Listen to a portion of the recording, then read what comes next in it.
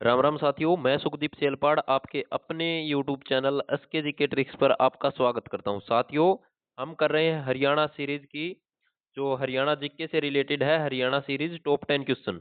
तो उसी सीरीज को आगे बढ़ाते हुए जो आज का जो हमारा टॉपिक है साथियों, वो जो हमारी क्लास है वो 13वीं क्लास है साथियों। कौन सी क्लास है साथियों? 13वीं नहीं, शायद आज हमारी कौन सी क्लास है साथियों? आज हमारी 14 नंबर की क्लास है साथियों। एक एक क्वेश्चन बहुत ही गहराई से हम करेंगे साथियों, और ये क्लास देखने के बाद आपको पूरा कॉन्फिडेंस हो जाएगा कि अब जो आगे आने वाले इन क्वेश्चनों से संबंधित कोई भी क्वेश्चन एग्जाम में आएगा, हम कर देंगे। तो चलिए साथियों, बिना किसी देरी के हम शुरुआत करते हैं। आज का जो हम पहला प्रश्न ले रहे हैं वो क्या है साथियों? तो वो है साथियों, ये देखिए यहाँ पर हमारे स्क्रीन के सामने पहला जो प्रश्न है उसके बारे में अब हम पढ़ेंगे। तो पहला प्रश्न इन्होंने दे रखा है साथियों, रेवाड़ी जिले के रेवाड़ी जिले के किस स्थान पर बहुतायत मात्रा में स्लेट पाया जाता है साथियों? स्लेट खनिज के बारे में मैंने जो इससे पहले जो वीडियो कराई है उसके बारे में बहुत ही डिटेल से बताया था।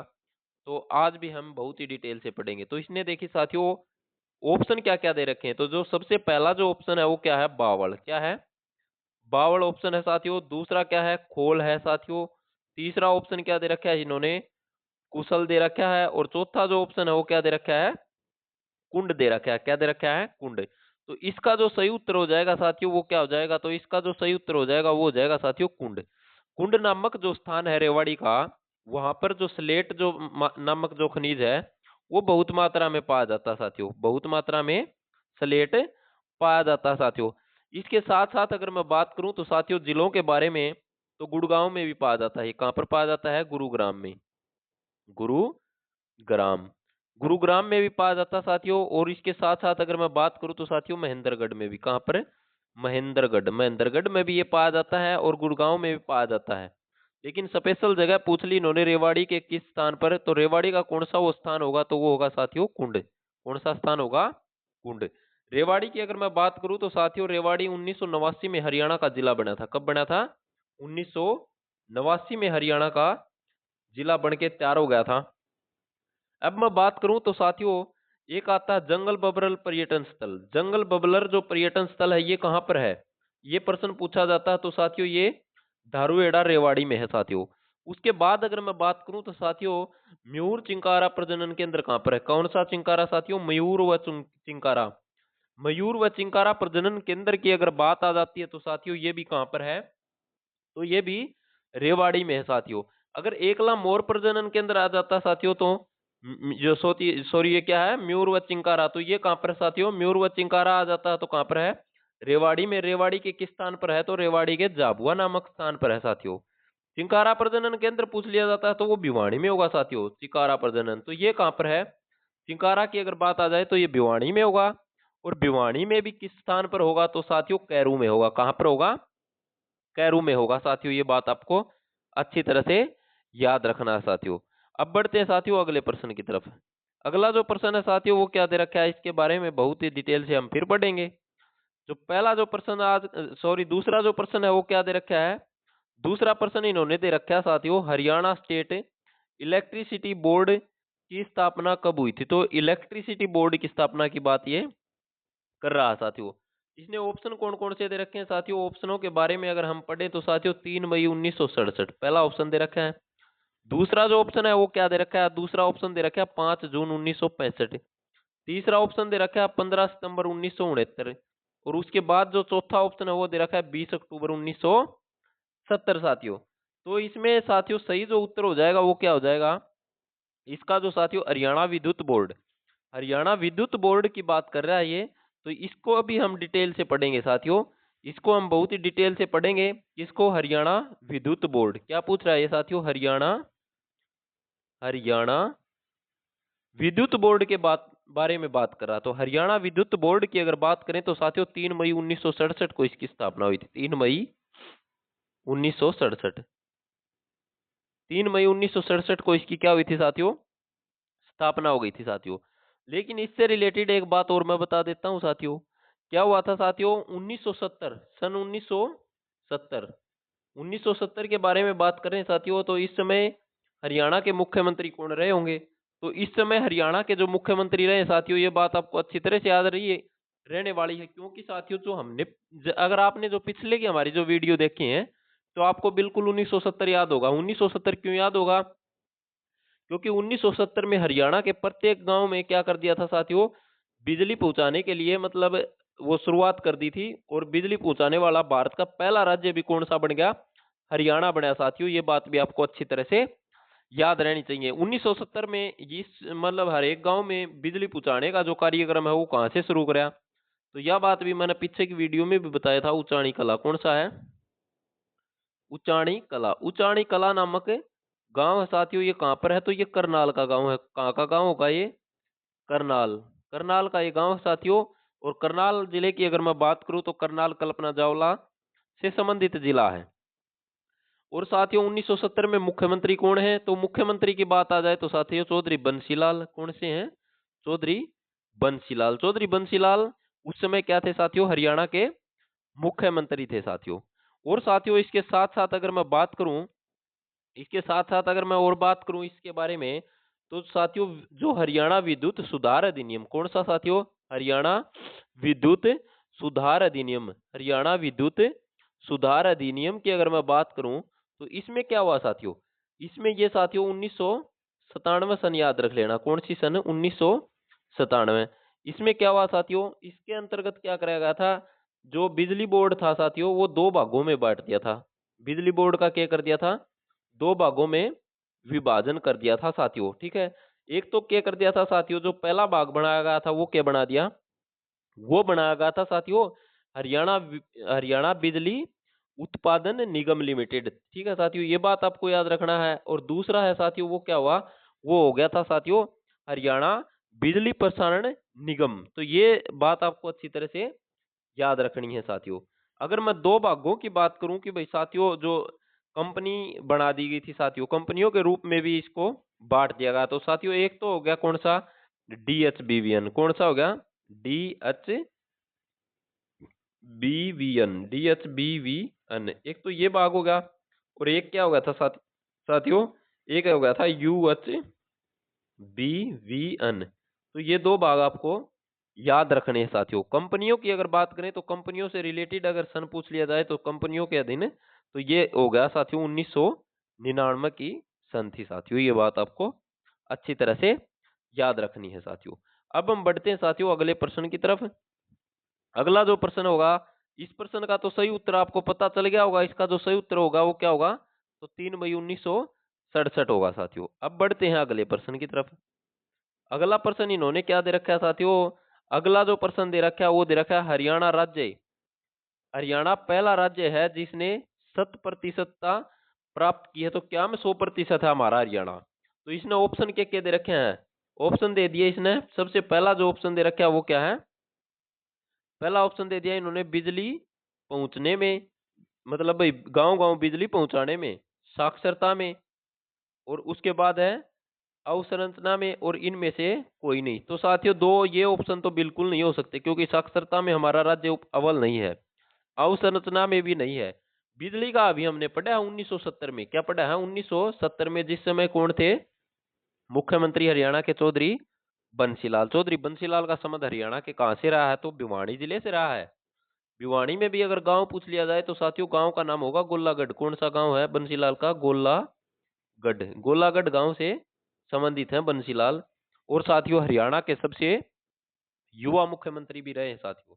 अगर इनके बारे में अगर मैं बात करूं साथियों चौधरी बंसीलाल के बारे में, तो साथियों एक बात और इनसे रिलेटेड याद रख लेना। वो बात कौन सी है? तो वो बात होगी साथियों तमिल भाषा। कौन सी है भाई? तमिल भाषा। जो तमिल भाषा है वो भी दर्जा हरियाणा के में किसने दिवाया था? तो वो दिवाया था साथियों चौधरी बंसीलाल ने। दूसरी जो राजभाषा के रूप में दर्जा दिलवाया गया था वो तमिल भाषा। ठीक है। और 1970 में अगर पूछ ले कि भाई 1970 में प्रधानमंत्री कौन रहा होगा, तो 1970 में प्रधानमंत्री की बात आ जाना है तो प्रधानमंत्री रही हमारी इंदिरा गांधी। श्रीमती इंदिरा गांधी उस समय हमारे भारत की प्रधानमंत्री रही हैं। तो ये बात भी आपको अच्छी तरह से याद रखनी है। पूछने वाला कैसे भी प्रश्न पूछ ले लेकिन आप गलत नहीं करोगे, क्योंकि एक एक चीज बहुत ही शानदार तरीके से आपको बताई जा रही है दोस्तों। अब हम बढ़ते हैं अगले प्रश्न की तरफ दोस्तों।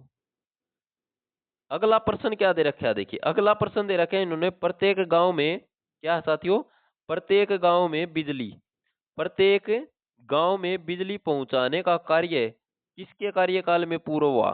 तो पूरा किसके कार्यकाल में हुआ, भाई तो बताई थी, जमा सही जमा बात है। तो इसमें देखिए ऑप्शन के दे रखे हैं, चौधरी बंसीलाल, चौधरी भजनलाल, चौधरी देवीलाल, श्री राव बीरेंद्र सिंह। तो साथियों इसमें सबसे सही उत्तर जो हो जाएगा साथियों, तो सही उत्तर की अगर मैं बात करूं तो इसका जो सही उत्तर हो जाएगा वो हो जाएगा, क्या हो जाएगा, सही उत्तर की अगर बात आ जाए तो चौधरी बंसीलाल हो जाएगा, क्योंकि बंसीलाल के बारे में अभी मैंने आपको बहुत ही शानदार तरीके से बताया भी है साथियों। बंसीलाल की अगर मैं बात करूं तो साथियों केंद्र सरकार में परिवहन मंत्री भी रहे हैं ये, और साथ साथ अगर मैं बात करूं तो रेल मंत्री भी रहे हैं, और साथियों सबसे युवा मुख्यमंत्री भी कौन रहे हैं, चौधरी बंसीलाल रहे हैं, ठीक है। उसके बाद अगर मैं बात करूं तो साथियों चौधरी भजनलाल, ठीक है, चौधरी भजनलाल भी हरियाणा के क्या रहे हैं, मुख्यमंत्री रहे हैं साथियों।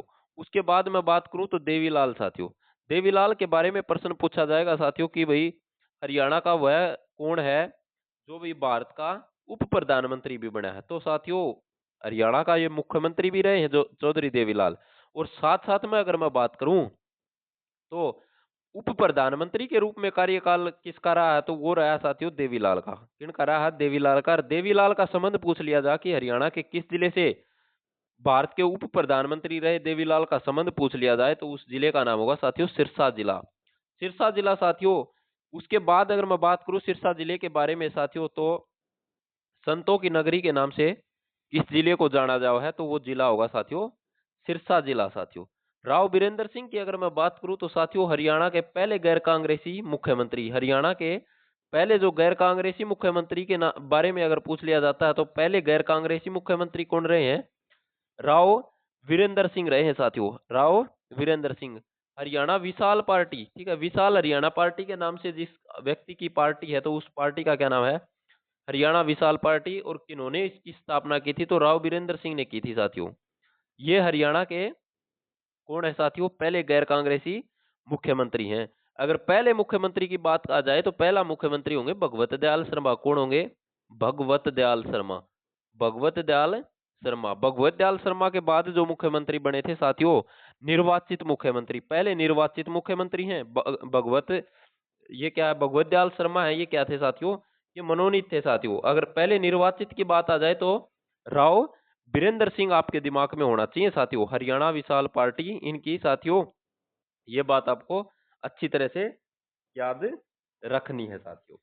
उसके बाद मैं अगले प्रश्न के ऊपर आता हूं साथियों। अगला प्रश्न क्या है उसके बारे में अब हम पढ़ेंगे। हरियाणा का हरियाणा विद्युत सुधार अधिनियम 1997 के अंतर्गत राज्य बिजली बोर्ड का विभाजन कितने भागों में कर दिया गया था। तो साथियों अब तो मैंने बताया था 1997 में दो भागों में कर दिया था। कितने भागों में कर दिया था साथियों, दो भागों में कर दिया था साथियों। ऑप्शन देखने की जरूरत को नहीं, क्योंकि मैंने जो विद्युत 1970 में शुरू किया था ना, अरे गांव में पहुंचाने के बारे में, और उसके बाद मैंने बताया कि भी हरियाणा विद्युत बोर्ड का गठन कब हुआ, उसी टाइम मैंने ये बात भी बता दी थी। 1997 में दो भागों में बांट दिया था। जो पहला जो भाग था साथियों वो क्या था, हरियाणा बिजली उत्पादन निगम लिमिटेड, और दूसरे की अगर मैं बात करूं तो साथियों हरियाणा बिजली प्रसारण निगम की बात हुई थी साथियों। ये बात निगम की बात हुई थी, ये बात आपको अच्छी तरह से याद रखनी है साथियों। इसका कार्य क्या था साथियों, विद्युत का प्रसारण एवं वितरण करना था। तो ये बात आपको अच्छी तरह से याद होगी।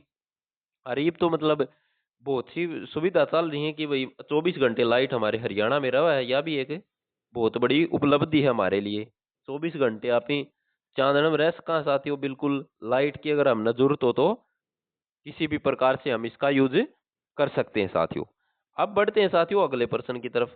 अगला प्रश्न देखिए क्या दे रखा है। अगला प्रश्न इन्होंने दे रखा है साथियों, हरियाणा सरकार द्वारा विद्युत विनियंत्रक आयोग की स्थापना कब हुई थी। तो साथियों इस आयोग की स्थापना के बारे में अगर मैं बात करूं तो साथियों विद्युत विनियंत्रक आयोग की स्थापना की बात आ जाए तो साथियों 1998 में कब हुई, 1998 में हुई थी साथियों। ये बात आपको अच्छी तरह से दिमाग में रखनी है साथियों। आज के जो प्रश्न है हमारे लगभग क्या है, विद्युत से संबंधित है, विद्युत से संबंधित है। तो यहाँ से जो भी प्रश्न आएगा वो आपका गलत नहीं होना चाहिए, क्योंकि बहुत ही शानदार तरीके से बेहतरीन कंटेंट के साथ आप पढ़ रहे हैं। उसके बाद हम पढ़ते हैं साथियों अगले प्रश्न की तरफ। अगला जो प्रश्न होगा वो क्या है? अगला प्रश्न इन्होंने दे रखा है साथियों, हरियाणा में विद्युत के सफलतापूर्वक वितरण के लिए उत्तर हरियाणा बिजली वितरण निगम की स्थापना किस वर्ष की गई थी? तो ये भी मैंने बता दिया था। डीएचबीवीएन और यूएचबीवीएन के बारे में भी बताया था मैंने। कब बताया था साथियों? 1999 में कर दिए थे, ठीक है। 1999 इसका सही आंसर रहेगा साथियों। अब बढ़ते हैं अगले प्रश्न की तरफ। अगला जो प्रश्न है वो क्या है? अगला प्रश्न है, हरियाणा राज्य की कौन सी प्रथम विद्युत परियोजना को निजी कंपनी को सौंप दिया गया था? यो यह बात पूछना चाहो है कि भाई ऐसी कौन सी विद्युत परियोजना है जो कि निजी कंपनी को सौंप दिया गया था पहली को, ठीक है। तो ये बात आपको बतानी है। और ऑप्शन क्या क्या दे रखे हैं, पहले ऑप्शनों के ऊपर जाते हैं हम। पहला जो ऑप्शन इन्होंने दे रखा है वो दे रखा है राजीव गांधी तापीय विद्युत परियोजना। दूसरी है साथियों अरावली सुपर तापीय विद्युत परियोजना। तीसरी क्या है? तीसरी है दीनबंधु छोटूराम तापीय विद्युत परियोजना। और चौथी दे रखी है साथियों महात्मा गांधी तापीय विद्युत परियोजना। तो ये परियोजना दे रखी है साथियों इन्होंने। तो अगर इनके बारे में अगर मैं बात करूं तो इसका जो सही उत्तर होगा वो क्या हो जाएगा? वो हो जाएगा साथियों दीनबंधु दीनबंधु छोटूराम तापीय विद्युत परियोजना। ये इसका सही उत्तर हो जाएगा। अब मैं इसके बारे में बात करूं तो ये कहां पर है? दीनबंधु छोटूराम तापीय विद्युत परियोजना कहां पर होगी? तो ये साथियों ये यमुनानगर में होगी। अगर मैं इसकी बात करूं तो कि भाई साथियों ये इसकी जो स्थापना कब हुई थी, तो स्थापना की बात आ जाए तो साथियों आपको तारीख याद रखनी है 14 अप्रैल। क्या रखनी है? 14 अप्रैल। और साथ में सन याद रखना है 2008। 2008 में इसकी स्थापना हुई थी साथियों, ठीक है। 2008 में इसकी स्थापना हुई थी। अगर इसकी स्थापना की अगर मैं बात करूं तो इसकी मेगावाट कितनी है? कितनी मेगावाट की इसकी क्षमता है? तो 600 मेगावाट साथियों। 600 मेगावाट इसकी क्षमता होगी साथियों। उसके बाद देखिए साथियों ये ऑप्शन दे रखा है इन्होंने राजीव गांधी। कौन सा ऑप्शन दे रखा है? राजीव गांधी तापीय विद्युत परियोजना। राजीव गांधी तापीय विद्युत परियोजना की अगर मैं बात करूं तो ये कहां पर है? तो इसके बारे में अगर पूछ लिया जाता है ये कहां पर है, तो बिल्कुल सही उत्तर क्या होगा इसका? तो ये होगा साथियों 2010 में। 2010 में साथियों 24 अगस्त है साथियों, 24 अगस्त 2010 में। और कहां पर है? तो ये हिसार में है। कहां पर है साथियों? हिसार जिले में है। हिसार जिले में भी जगह का नाम पूछ लिया जाए तो साथियों खेदड़ टिक कर देना। कौन सा साथियों? खेदड़। खेदड़ में है साथियों ये। हिसार के कहां पर स्थित है? हिसार में खेदड़ में स्थित है। और साथियों इसके साथ साथ अगर मैं बात करूं तो ये किससे संबंधित है? तो इसका निर्माण किसने करवाया था? इसका जो निर्माण हुआ था साथियों वो करवाया गया था रिलायंस द्वारा, ठीक है। रिलायंस ऊर्जा लिमिटेड के द्वारा इसका निर्माण हुआ था साथियों। रिलायंस रिलायंस के द्वारा इसका क्या हुआ था साथियों? इसका जो निर्माण हुआ था। अगर मैं इसकी क्षमता की बात करूं तो साथियों ये याद रख लेना आप 1200 मेगावाट। कितना मेगावाट? 1200 मेगावाट। 1200 मेगावाट इसको याद रखना है। 1200 मेगावाट इसकी क्या है? इसकी क्षमता है साथियों। अगर मैं बात करूं तो साथियों इस परियोजना को कोयला कोयला कड़त प्राप्त हो साथियों महानदी से, ठीक है। महानदी कोलफील्ड लिमिटेड से इसको कोयला प्राप्त होता है। और महानदी की अगर मैं बात करूं तो कहां से साथियों? तो ओडिशा से साथियों। कहां से? ओडिशा। ओडिशा से इसको क्या होता है? इसको कोयले की प्राप्ति होती है साथियों। उसके बाद अगर मैं बात करूं कि भाई अरावली सुपर तापीय विद्युत परियोजना, अरावली की बात कर रहे हैं अब। अरावली सुपर तापीय विद्युत परियोजना। तो इसके बारे में बात करूं तो साथियों इसको और भी नाम से जाना जाओ है, तो और के नाम जाना जाओ तो और इसके नाम की अगर मैं बात करूं तो इसका और नाम होगा साथियों इंदिरा गांधी सुपर तापीय विद्युत परियोजना। क्या नाम होगा इसका दूसरा नाम? तो इसका दूसरा नाम होगा वो होगा इंदिरा गांधी। क्या है? इंदिरा गांधी। इंदिरा गांधी। इंदिरा गांधी साथियों। इंदिरा गांधी साथियों इंदिरा गांधी सुपर तापीय विद्युत परियोजना इसका दूसरा नाम होगा साथियों। अगर मैं बात करूं साथियों अरावली सुपर तापीय विद्युत परियोजना तो इसकी स्थापना की अगर बात आ जाए तो साथियों 2011 में इसकी स्थापना हुई थी। कब हुई थी? 11 में इसकी स्थापना हुई थी साथियों। और इसकी अगर मैं क्षमता की बात करूं तो इसकी क्षमता होगी साथियों 1500 मेगावाट। कितनी होगी साथियों? इसकी क्षमता होगी 1500 मेगावाट। 1500 मेगावाट इसकी क्षमता होगी साथियों। ये बात आपको अच्छी तरह से याद रखना है साथियों। अब हम बढ़ते हैं साथियों, अगला जो सॉरी एक और ऑप्शन है, इसके बारे में और बात कर लेते हैं हम। ये ऑप्शन क्या दे रखा है इन्होंने जो ऑप्शन दे रखा है साथियों, ये दे रखा है महात्मा गांधी तापीय विद्युत परियोजना। महात्मा गांधी तापीय विद्युत परियोजना की अगर मैं बात करूं तो साथियों ये कहां पर है? तो ये झज्जर में है। और ये अरावली वाली है, ये कहां पर है? तो ये अरावली वाली है, ये भी झज्जर में है। तो दोनों की दोनों कहां पर होगी? दोनों की दोनों झज्जर में होगी साथियों, झज्जर में। इंदिरा गांधी और महात्मा गांधी की बात आ जाए तो झज्जर में, राजीव गांधी की अगर बात आ जाए तो हिसार के खेदड़ में बात कर लेना आप, ठीक है। महात्मा गांधी तापीय विद्युत परियोजना की अगर मैं बात करूं तो इसकी स्थापना 2012 में हुई थी। कब हुई थी इसकी स्थापना? इसकी स्थापना हुई थी साथियों 2012 में। ये बात भी आपको अच्छी तरह से याद रखनी है साथियों। 1320 मेगावाट इसकी क्षमता रही है साथियों, ठीक है। और इसकी अगर मैं बात करूं तो साथियों ये क्या है? ये कोयला आधारित संयंत्र है, कोयला आधारित संयंत्र है साथियों। ये बात आपको अच्छी तरह से याद रखना है। ये कहां पर है साथियों? जो मैं अगर बात करूं महात्मा गांधी विद्युत परियोजना, तो ये कहां पर होगी? तो ये झज्जर में होगी साथियों। दीनबंधु छोटूराम यमुनानगर में साथियों। और अरावली की अगर मैं बात करूं या इंदिरा गांधी की अगर मैं बात करूं तो ये भी झज्जर में होगी साथियों। और मैं बात करूं तो साथियों राजीव गांधी की, तो इसका जो सही उत्तर है साथियों वो तो है साथियों दीनबंधु छोटूराम। अगर राजीव गांधी तापीय विद्युत परियोजना की अगर मैं बात करूं तो ये कहां पर है? तो ये हिसार के खेदड़ में है साथियों। कहां पर है? हिसार जिले के खेदड़ में, खेदड़ में है साथियों। अगर मैं हिसार जिले के बारे में अगर आपको कुछ बातें बताऊं, क्योंकि हिसार की अगर बात चल रही है तो साथियों आप याद रख लेना हिसार में क्या है। तो हिसार की अगर मैं बात करूं तो साथियों हिसार, आकाशवाणी हिसार साथियों, क्या है? आकाशवाणी हिसार। आकाशवाणी हिसार की बात करते हैं अब, क्या करते हैं? आकाशवाणी हिसार।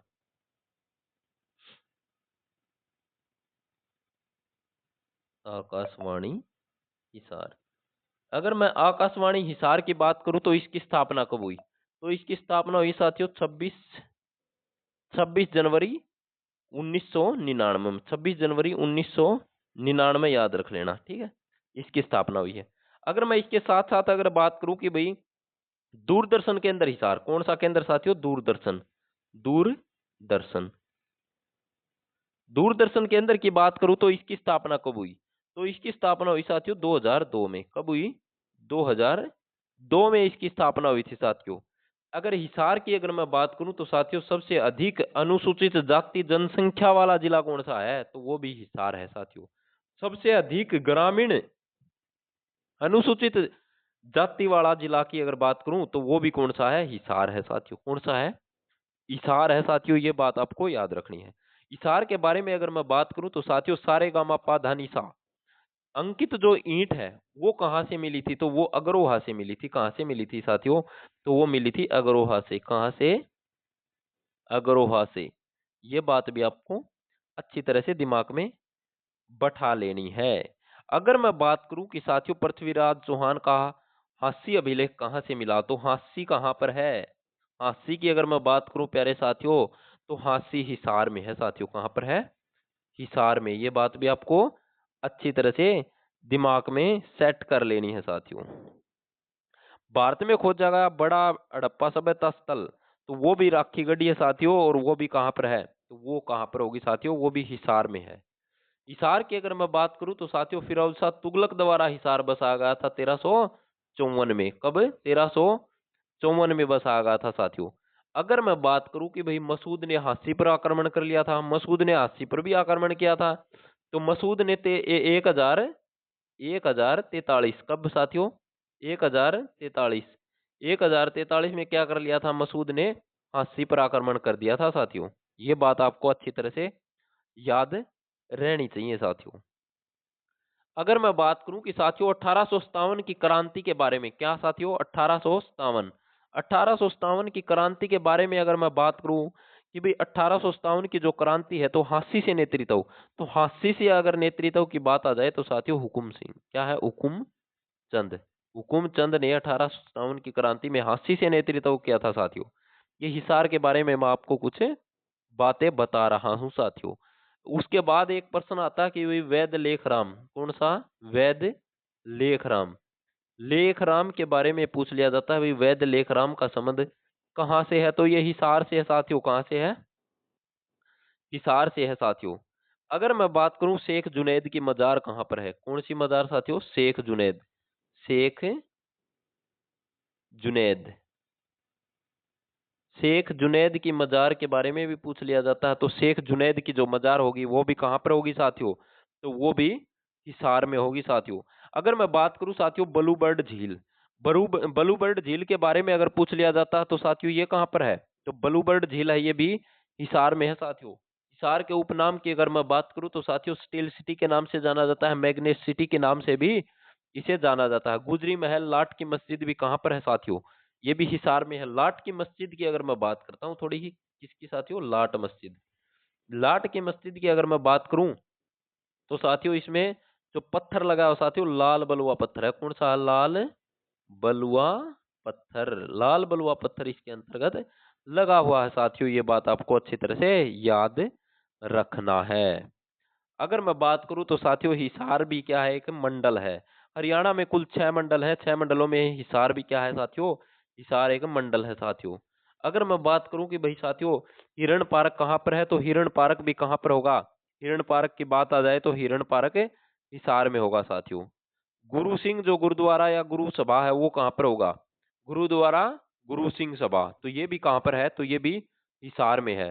सीसवाल सभ्यता के बारे में अगर पूछ लिया जाता है तो ये भी कहाँ पर है? हिसार में है साथियों। काली देवी मंदिर हांसी में है साथियों। काली देवी का मेला भी कहाँ पर लगता है? तो हिसार में लगता है साथियों। अगर मैं बात करूँ दादी गौरी का मेला कहाँ पर लगता है? तो डाया गांव में लगता है और ये कहाँ पर है साथियों? ये हिसार में है साथियों। उसके बाद मैं बात करूं कि भाई साथियों जहाज कोठी कहाँ पर है? तो जहाज कोठी कहाँ पर होगी? जहाज कोठी हिसार में होगी। काजला धाम की बात आ जाती है, भी काजला धाम कहाँ पर है? तो काजला धाम कहाँ पर होगा साथियों? ये भी हिसार में होगा साथियों। तो हिसार के बारे में भी मैंने आपको कुछ बातें यहाँ पर बता दी हैं साथियों। अब बढ़ते हैं साथियों अगले प्रश्न की तरफ। अगला प्रश्न क्या है साथियों? अगला प्रश्न है भाई हरियाणा के किस जिले में 1200 मेगावाट का Rajiv Gandhi thermal power project है? तो ये हिसार में है साथियों। कहाँ पर है? हिसार में है। और हिसार के किस जगह पर है? तो ये खेदड़ में है। कहाँ पर है? खेदड़ में। ये हिसार के खेदड़ में स्थित है साथियों। इसके साथ साथ अगर मैं बात करूं तो साथियों ये रिलायंस ग्रुप के द्वारा शुरुआत हुई है इसकी।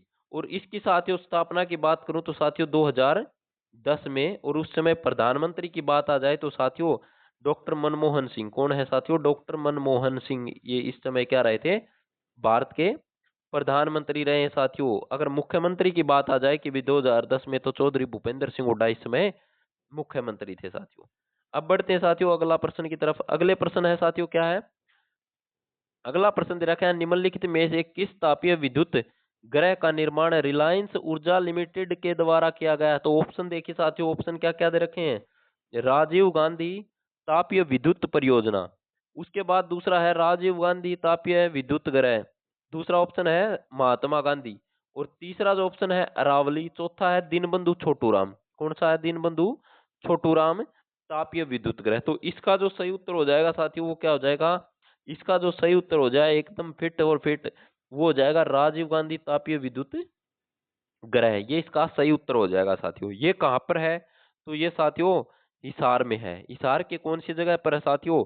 हिसार के खेदड़ में स्थित है साथियों। महात्मा गांधी की अगर बात करें महात्मा गांधी तापीय विद्युत ग्रह तो ये कहाँ पर होगा? तो महात्मा गांधी तापीय विद्युत ग्रह तो ये झज्जर में हो जाएगा। कहाँ पर हो जाएगा? झज्जर में हो जाएगा। ये कहाँ पर है? झज्जर में है। अरावली ये कहाँ पर है? तो अरावली वाला भी झज्जर में हो जाएगा साथियों। कहाँ पर है? झज्जर में हो जाएगा साथियों। झज्जर को शहीदों के शहर के नाम से भी जाना जाता है साथियों। वीर सिटी के नाम से रेवाड़ी को जाना जाता है साथियों। वीर सिटी के नाम से किस जिले को जाना जाता है? तो रेवाड़ी को जाना जाता है। ये बात आपको अच्छी तरह से याद रखनी है। राजीव गांधी तापीय विद्युत परियोजना ये कहाँ पर है? तो ये खेदड़ में है साथियों। अगर मैं बात करूं कि साथियों एशिया की सबसे बड़ी ऑटो मार्केट कहाँ की है? तो एशिया की जो सबसे बड़ी ऑटो मार्केट की अगर बात आ जाए तो ये साथियों ये कहाँ की होगी? तो ये होगी साथियों हिसार की। एशिया की सबसे बड़ी ऑटो मार्केट है वो हमारे कौन से जिले में है? तो वो हमारे हिसार जिले में होगी साथियों। कहाँ पर होगी? हिसार जिले में होगी। चार कुतुब शाह की दरगाह की अगर बात आ जाए तो वो भी कहाँ पर होगी, वो भी हिसार में होगी साथियों, ठीक है, हिसार में होगी साथियों। बेरी का रूडमल मंदिर कहाँ पर है, तो वो झज्जर में होगा साथियों, झज्जर में। झज्जर याद रख लेना कहाँ पर होगा, झज्जर में होगा साथियों। ठाकुर द्वारे की अगर बात आ जाए तो साथियों वो कहाँ पर होगा, ठाकुर द्वारा पूछ लिया जाता है तो साथियों वो झज्जर में होगा साथियों। पार्ले जी बिस्कुट उद्योग की अगर बात आ जाए तो साथियों वो झज्जर के बहादुरगढ़ में होगा साथियों, कहाँ पर होगा, झज्जर के बहादुरगढ़ में होगा साथियों। सूर्या रोशनी लिमिटेड की अगर बात आ जाए कि वो कहाँ पर है, तो वो भी साथियों झज्जर के बहादुरगढ़ में होगा, कहाँ पर होगा, झज्जर के बहादुरगढ़ में होगा साथियों। तो साथियों ये आज की हमारी एक क्लास है साथियों, और उम्मीद करता हूँ कि आपको ये क्लास बहुत ही अच्छे से समझ में आ रही होगी। अगर साथियों आपको क्लास अच्छी लगे तो ज़्यादा से ज़्यादा शेयर कर देना और बेल आइकन को दबा देना, हमारे चैनल को सब्सक्राइब जरूर कर लेना। जय हिंद साथियों, मिलते हैं अगली क्लास में, तब तक आप अपना ख्याल रखिए, अपनी तैयारी बहुत ही शानदार तरीके से करते रहिए और नौकरी लग जाइए और अपने माता पिता का नाम रोशन कर दिए। जय हिंद साथियों।